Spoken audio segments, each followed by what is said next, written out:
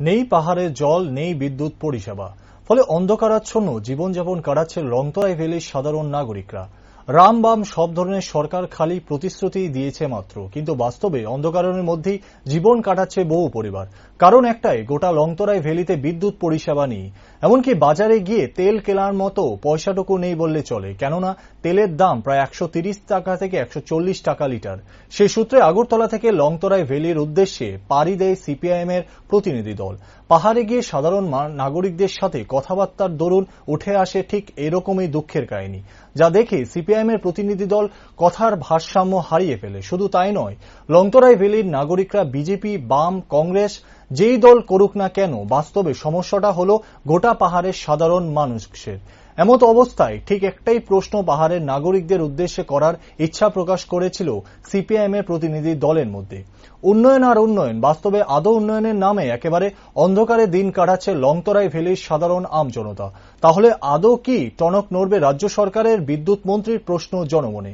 উক্ত প্রশ্নগুলি নিয়ে শুক্রবার সন্ধ্যায় এক সাংবাদিক সম্মেলনের আয়োজন করে সিপিআইএম। সেখানে সাংবাদিকদের মুখোমুখি হয়ে কথাগুলি তুলে ধরেন সিপিআইএম এর রাজ্য নেতা তথা উপজাতি গণমুক্তি পরিষদের সাধারণ সম্পাদক রাধাচরণ দেববর্মা। কিছু এগ্রিকালচার করে সেখানে কেরাচিন, কিন্তু যেখানে বিদ্যুৎই নেই 2018 পর আপনার গোবিন্দবাড়ি, পূর্ব গোবিন্দবাড়ি, নাতিনমো এলাকায় 18 পর কোনো বিদ্যুৎ নেই। বিদ্যুৎ না থাকলে পরে একটা পরিবারে সেখানে এগ্রিকালচার যেতে কোনোভাবে হয় না।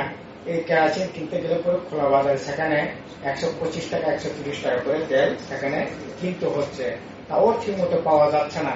কারণ রেশন ছাড়া অন্য কোথাও খোলা বাজারে তেল পাওয়া খুবই দুষ্কর। এরপরেও তারা কোন রকম সংগ্রহ করে সেখানে 130 টাকা 32 টাকা করে কিনতে হচ্ছে। এই রকম হচ্ছে আপনার লংতরাই ভ্যালির যে অভিজ্ঞতার কথা আমাদেরকে জানালেন, এবং সেখানে কোন দল মত নির্বিশেষে সকলে এসছেন, এবং আমরাও কাউকে জিজ্ঞেস করে নাই কারা কি পার্টি করেন কি করে, আমরা জিজ্ঞেস করে নাই। আমাদের উদ্দেশ্য ছিল, আমাদেরও উদ্দেশ্য সেটা পলিটিক্স করার জন্য আমরা যাইনি, বা আমরাও শুধু আমরা শুনেছি ঘটনাগুলো, কিন্তু এটা সশস্ত্র পরখ করার জন্য আমরা সেখানে গিয়েছিলাম। বলে একেবারে নন পলিটিক্যালি ভাবেই আমরা মানুষকে আবেদন করেছি যে দেখুন, এভাবে থাকলে তো হবে না, আমাদের সবাই মিলে কথা বলতে হবে। পাড়ার লোকজন, আপনি মথা করতে পারেন, টিচিপি করতে পারেন, যে পার্টি করেন, কিন্তু আপনার তো খোদা তো মথা সিপিএম বিজেপি করে খোদা তো আটকাতে পারবেন না, সমস্যা তো সবারই। কাজে সবাই মিলে আমরা বলছি যে আপনারা কথা বলুন।